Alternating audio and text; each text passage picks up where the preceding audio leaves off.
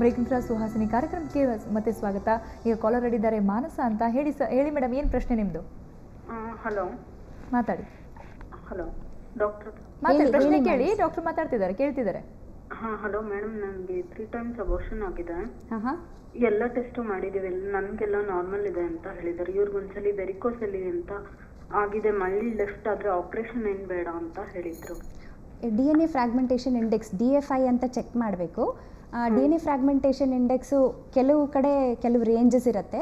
ನಾವು ಸಾಮಾನ್ಯವಾಗಿ ತೊಗೊಳ್ಳೋದು 50% ಅಂತ. 50%ಗಿಂತ ಹೆಚ್ಚಿದ್ದರೆ ಅದಕ್ಕೆ ಟ್ರೀಟ್ಮೆಂಟ್ ಕೊಟ್ಟು ಆಮೇಲೆ ನೀವು ಪ್ರೆಗ್ನೆಂಟ್ ಆದರೆ better, the results will be better. ಇದಕ್ಕೆ ನಾವು ಆ್ಯಂಟಿ ಆಕ್ಸಿಡೆಂಟ್ಸ್ ಅಂತ ಕೊಡ್ತೀವಿ. ಬೇರೆ ಬೇರೆ ಥರದ ಔಷಧಿಗಳಿದೆ, ಅದನ್ನು ಕೊಟ್ಟಾಗ ಯು ಡೆಫಿನೆಟ್ಲಿ ಗೆಟ್ ಬೆಟರ್. ಬೇರೆ ಏನಾದರೂ ಯೂಟ್ರಸಲ್ಲಿ ಕಾಸಸ್ ಇದೆಯಾ, ಸೆಪ್ಟಮ್ ಇದೆಯಾ ಅಥವಾ ಪಾಲಿಪ್ ಇದೆಯಾ, ಅವೆಲ್ಲ ಚೆಕ್ ಮಾಡಿ ನೋಡಬೇಕು. ಹಿಸ್ಟ್ರೋಸ್ಕೋಪಿ ಮಾಡಿ ನೋಡಿದ್ರೂ ಗೊತ್ತಾಗುತ್ತೆ. ಇಬ್ಬರಲ್ಲೂ ಕಾರಣ ಇದೆಯಾ ಅಂತ ಡಯಾಗ್ನೋಸ್ ಮಾಡಬೇಕು. ಓಕೆ, ಮತ್ತೊಬ್ಬ ಕಾಲರ್ ಇದ್ದಾರೆ, ಶೋಭಾ ಅಂತ. ಶೋಭಾ, ಹೇಳಿ ಏನು ಪ್ರಶ್ನೆ? ಹಲೋ ಮ್ಯಾಮ್, ನಮಸ್ತೆ. ಹೇಳಿ ಶೋಭಾ. ನನ್ನ ಹೆಸರು, ನಾನು ಶಿವಮೊಗ್ಗದಿಂದ ಕಾಲ್ ಮಾಡ್ತಿದ್ದೀನಿ. ನನ್ನ ಮ್ಯಾರೇಜ್ ಆಗಿ 4 years ಆಯಿತು. ಎಲ್ಲ ಥರ ಟೆಸ್ಟ್ ಮಾಡ್ತಿದ್ದೀವಿ, ಬಟ್ 2 ಬ್ಲಾಕ್ ಆಗಿದೆ ಅಂತ ನಮ್ಮ ಡಾಕ್ಟರ್ ಹೇಳ್ತಿದ್ದಾರೆ. ಟ್ರೀಟ್ಮೆಂಟ್ ತಗೊಳ್ತಾ ಇದ್ದೀನಿ, ಬಟ್ ಯಾವುದೇ ರೀತಿ ಅದು ಯೂಸ್ ಆಗ್ತಾ ಇಲ್ಲ ಅನಿಸ್ತಿದೆ. 2 ಟ್ಯೂಬ್ಸ್ ಬ್ಲಾಕ್ ಆಗಿದ್ರೆ ಲ್ಯಾಪ್ರೋಸ್ಕೋಪಿ ಮಾಡಿ ಚೆಕ್ ಮಾಡಬೇಕು. ಕಾರಣ ಏನು? ಅದು ಮಾಡಿದ್ದಾರೆ. 1 ಟ್ಯೂಬ್ ಬ್ಲಾಕ್ ಆಗಿದೆ, 1 ಟ್ಯೂಬ್ ಮೇಲ್ಗಡೆ ಸ್ವಲ್ಪ ದಪ್ಪ ಆಗಿ ಸ್ವಲ್ಪ ಇನ್ಫೆಕ್ಷನ್ ಆಗಿದೆ ಅಂತ ಹೇಳ್ತಿದ್ದಾರೆ ಅವರು. ಆ ಥರ ಟ್ಯೂಬ್ ಕೆಲಸ ಮಾಡೋದಿಲ್ಲ. ಟ್ಯೂಬ್ ಬರೀ ಒಂದು ಟ್ಯೂಬ್ ಥರ ಈ ಕಡೆಯಿಂದ ಆ ಕಡೆಗೆ ಡೈ ಪುಷ್ ಮಾಡೋದು ಅಷ್ಟೇ ಅಂತಲ್ಲ, ಫಂಕ್ಷನಲ್ಲಿ ಅದು ಸರಿಗಿರಬೇಕು. ಅಂದರೆ ಅಲ್ಲೇ ಫರ್ಟಿಲೈಸೇಷನ್ ಆಗೋದೇ ಟ್ಯೂಬ್ ಒಳಗಡೆ. ಸೊ ಟ್ಯೂಬಲ್ಲಿ ಏನಾದ್ರು ತೊಂದರೆ ಆಗಿ ಅದರಲ್ಲಿ ನೀರು ತುಂಬಿಕೊಂಡು ಊತ ಬಂದಿದ್ದರೆ ಆ ಟ್ಯೂಬ್ನ ಬ್ಲಾಕ್ ಮಾಡ್ತೀವಿ ನಾವು, ಆರ್ಟಿಫಿಷಿಯಲಿನೇ ಬ್ಲಾಕ್ ಮಾಡ್ತೀವಿ ಲ್ಯಾಪ್ರೋಸ್ಕೋಪಿ ಮಾಡಿದಾಗ. ಮತ್ತು ಇಂಥವ್ರಿಗೆ ಇನ್ನೊಂದು ಟ್ಯೂಬ್ ಸರಿ ಇದೆಯಾ ಅಂತ ಸ್ವಲ್ಪ ಡೌಟ್ ಇರುತ್ತೆ, ಅಲ್ಲೂ ಮತ್ತೆ ಎಕ್ಟಾಪಿಕ್ ಬರೋ ಚಾನ್ಸಸ್ ಇರುತ್ತೆ. ಅದಕ್ಕೋಸ್ಕರ ಅಂಥವ್ರಿಗೆ ನಾವು ಟೆಸ್ಟ್ ಟ್ಯೂಬ್ ಬೇಬಿ ಮಾಡ್ಕೊಳ್ಳಿ ಅಂತ ಅಡ್ವೈಸ್ ಮಾಡ್ತೀವಿ. TB ಟೆಸ್ಟ್ ಖಂಡಿತ ಮಾಡಿಸ್ಕೊಳ್ಳಿ. ಓಕೆ, ತುಂಬ ಜನರಲ್ಲಿ ಕೆಲವರಲ್ಲಿ ಅಂದರೆ ಕ್ಯಾನ್ಸರ್ ಅಂತ ಕಾಯಿಲೆ ಬಂದುಬಿಡುತ್ತೆ. ಸೊ ಅಂಥವರು ಈಗ ಟ್ರೀಟ್ಮೆಂಟ್ ತೆಗೆದುಕೊಳ್ಳೋಕ್ಕಿಂತ ಮುಂಚೆ ಏನಾದರೂ ಮುಂಜಾಗ್ರತೆ ಮಾಡಬೇಕಾ? ಬಿಕಾಸ್ ಅವರಲ್ಲಿ ಏನಾದರೂ ಈ ಥರ ಸಮಸ್ಯೆಗಳು ಕಾಡುತ್ತವಾ ಅಂತ? ಕಾಡುತ್ತೆ. ಏಕೆಂದರೆ ಒಂದು ಸಲ ಯಾವುದೇ ಕ್ಯಾನ್ಸರ್ಗೆ ಕೀಮೊಥೆರಪಿ ಅಥವಾ ರೇಡಿಯೋಥೆರಪಿ ನಾವು ಶುರು ಮಾಡೋಕ್ಕೆ ಮುಂಚೆ ಒಂದು ಸೆಮೆನ್ ಅನಾಲಿಸಿಸ್ ಮಾಡಿಸ್ಕೊಂಡು ಅದನ್ನು ಪ್ರಿಸರ್ವ್ ಮಾಡಿ ಇಟ್ಕೊಂಡ್ಬಿಟ್ರೆ ಮುಂದಕ್ಕೆ ಅವ್ರಿಗೆ ಮದುವೆ ಆದಾಗ ಅಥವಾ ಮಕ್ಕಳಾಗಬೇಕು ಅಂತಿರುವಾಗ ಇದು ಬ್ಯಾಕಪ್ ಸ್ಯಾಂಪಲ್ಲಾಗಿ ಆ್ಯಕ್ಟ್ ಮಾಡುತ್ತೆ. ಮತ್ತು ಯಾವುದೇ ಒಂದು 80% ಆಫ್ ದ ಟ್ರೀಟ್ಮೆಂಟ್ ಟೈಪ್ಸ್ ಅಂದರೆ ಕೀಮೊಥೆರಪಿ ಅಥವಾ ರೇಡಿಯೋಥೆರಪಿಲಿ ಕಡಿಮೆ ಆಗೋ ಸಾಧ್ಯತೆಗಳು ಜಾಸ್ತಿ ಇರುತ್ತೆ. ಸೆಮೆನ್ ಕ್ವಾಲಿಟಿ ಮತ್ತು ಕ್ವಾಂಟಿಟಿ ತುಂಬ ಕಡಿಮೆ ಆಗೋ ಚಾನ್ಸಸ್ ಜಾಸ್ತಿ ಇರುತ್ತೆ. ಇಂಥವ್ರಿಗೆ ಸೆಮೆನ್ ಫ್ರೀಸಿಂಗ್ ಭಾಳ ಇಂಪಾರ್ಟೆಂಟು.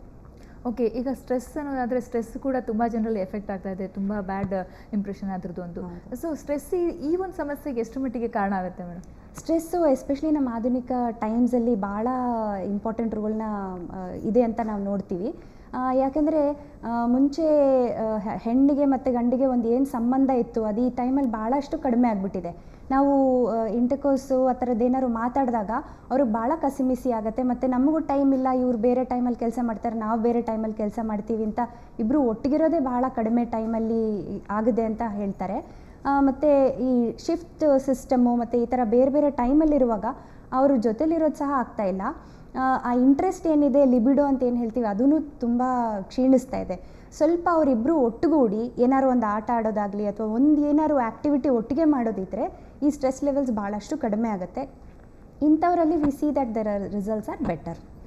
ಮತ್ತು ಕೆಲವ್ರಿಗೆ ಈ ಸ್ಟ್ರೆಸ್ಸಿಂದ ಕೌಂಟ್ಸು ಮುಂಚೆ 35 ಮಿಲಿಯನ್ ಇತ್ತು, ಒಂದು 6 ತಿಂಗಳಾದ್ಮೇಲೆ ಮತ್ತೆ ಪರೀಕ್ಷೆ ಮಾಡಿ ನೋಡಿದಾಗ 0 ಅಂತ ಬಂದ್ಬಿಡುತ್ತೆ, ಅಥವಾ 5 ಮಿಲಿಯನ್ 2 ಮಿಲಿಯನ್ ಅಂತ ಬರುತ್ತೆ. ಇಂಥವ್ರಿಗೆ ನಾವೇನು ಹೇಳ್ತೀವಿ, ಪರೀಕ್ಷೆ ಮಾಡಿಸ್ಕೊಳ್ಳಿ ಮತ್ತು ಅದನ್ನು ಇಂಪಾರ್ಟೆಂಟಾಗಿ ಸೇವ್ ಮಾಡ್ಕೊಳ್ಳಿ. ಸೆಮೆನ್ ಫ್ರೀಸಿಂಗ್, ಸೆಮೆನ್ ಬ್ಯಾಂಕಿಂಗ್ ಎಲ್ಲ ಕಡೆ ಅವೈಲೇಬಲ್ ಇರುತ್ತೆ. ಇಂಥ ಕಡೆ ಹೋಗಿ ಅದನ್ನು ಬೆನಿಫಿಟ್ಸ್ನ ಪಡ್ಕೊಳ್ಳಿ ಅಂತ ನಾವು ಹೇಳ್ತೀವಿ. Okay, thank you so much madam. ಪುರುಷರಲ್ಲಿ ಕಾಡುವಂಥ ಸಂತಾನಹೀನತೆ ಸಮಸ್ಯೆ ಹಾಗೂ ಅದಕ್ಕಿರುವಂಥ ಪರಿಹಾರಗಳನ್ನು ತಿಳಿಸ್ಕೊಟ್ರಿ, ಸಾಕಷ್ಟು ಮಾಹಿತಿ ಕೊಟ್ರಿ. Thank you so much. Thank you. So ವೀಕ್ಷಕರೇ, ನೋಡಿದ್ರಲ್ಲ ಪುರುಷರಲ್ಲಿ ಕಾಡುವಂತಹ ಸಂತಾನಹೀನತೆ ಸಮಸ್ಯೆ ಅಂತಂದಾಗ ನಾನು ಹೇಳಿದ್ನಲ್ಲ, ಬರೀ ಮಹಿಳೆಯರಲ್ಲಿ ಈ ಸಮಸ್ಯೆ ಇರುತ್ತೆ ಅನ್ಕೋಬಾರ್ದು. ಇಬ್ಬರು ಗಂಡ ಹೆಂಡತಿ ದಂಪತಿ ಇಬ್ಬರು ಕೂಡ ಪರೀಕ್ಷೆಯನ್ನು ಮಾಡಿಸ್ಕೋಬೇಕು. ಆಗ ಏನು ಆಗಿದೆ, ಯಾರಲ್ಲಿ ಈ ಸಮಸ್ಯೆ ಇದೆ ಅಂತ ತಿಳ್ಕೋಬೇಕು.